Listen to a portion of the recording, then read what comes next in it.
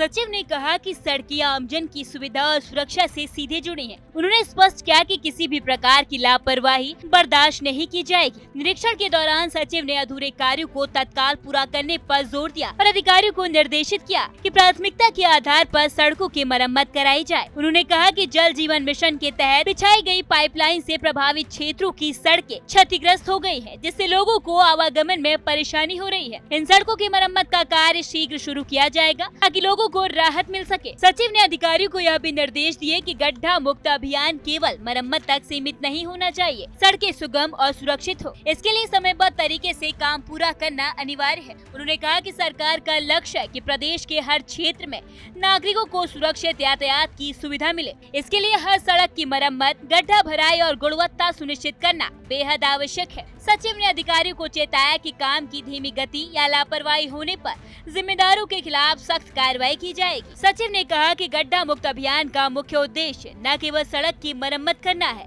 बल्कि आमजन की सुरक्षा और सुविधा को सर्वोपरि रखना भी है। उन्होंने कहा कि सड़कें ऐसी हो कि भारी वाहन और सामान्य वाहन दोनों बिना किसी बाधा के चल सके। इसके अलावा उन्होंने अधिकारियों को सड़क की मरम्मत और गड्ढा भराई के काम में गुणवत्ता और सुरक्षा मानकों का विशेष ध्यान रखने के निर्देश दिए। लोक निर्माण विभाग के सचिव का यह निरीक्षण और अधिकारियों को दिए गए निर्देश यह सुनिश्चित करते हैं कि उत्तराखंड की सड़कें सुरक्षित, सुगम और समयबद्ध तरीके से गड्ढा मुक्त हो। गड्ढा मुक्त अभियान का उद्देश्य न केवल सड़क की मरम्मत करना है, बल्कि नागरिकों को बेहतर यातायात सुविधा प्रदान करना है और उनकी सुरक्षा सुनिश्चित करना भी है। अब जनता को उम्मीद है कि आगामी दिनों में प्रदेश की सड़कें सुरक्षित, सुगम और हर मौसम में चलने योग्य बन जाएंगी। मुख्यमंत्री पुष्कर सिंह धामी के निर्देशों पर गड्ढा मुक्त अभियान को लेकर लोक निर्माण विभाग के सचिव शनिवार को हरिद्वार पहुंचे और हरिद्वार, लक्सर व रुड़की क्षेत्र की सड़कों का निरीक्षण किया।